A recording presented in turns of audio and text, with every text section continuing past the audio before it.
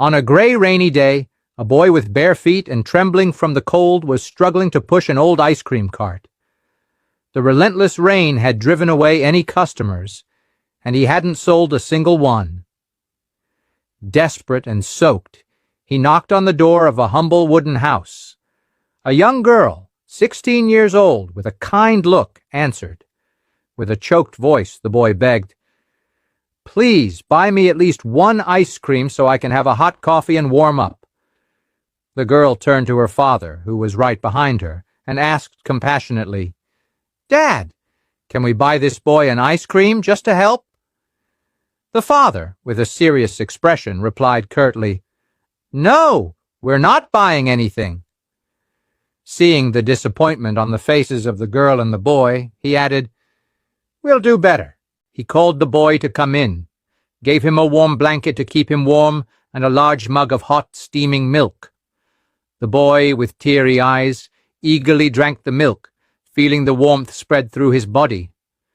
As he said goodbye, now warmed and with a grateful heart, he looked at the young woman and said, with tears now of gratitude, "God will still empower me so I can repay you for what you did for me."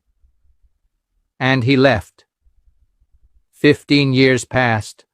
The family never saw that boy again. The young woman, now a 31-year-old woman, saw her father fall seriously ill. She hurried him to the hospital. The news was devastating. He needed urgent surgery, very expensive. Anxious, the father told his daughter, "Daughter, the only thing we have is our house. If I have to sell the house to pay for the operation, I'd rather die. This house is all I can leave you." Ali himself, in front of the doctor who was attending to them, he said these words. The doctor, a young black and calm man, looked at the two and spoke serenely. "Let's do the right thing. We will operate on your father and save his life. Afterwards, we'll see how the payment will be made." The surgery was performed carefully and was a success. The father was saved. Days later, back at home, the daughter, still worried, asked the doctor during a follow-up visit, "Doctor, and now, how are we going to pay?" He responded with a gentle smile, "Don't worry.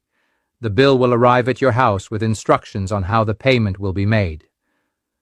A few days later, the mailman delivered an envelope. The girl opened it, and upon reading what was written, she began to cry convulsively. "What's wrong, daughter? Why are you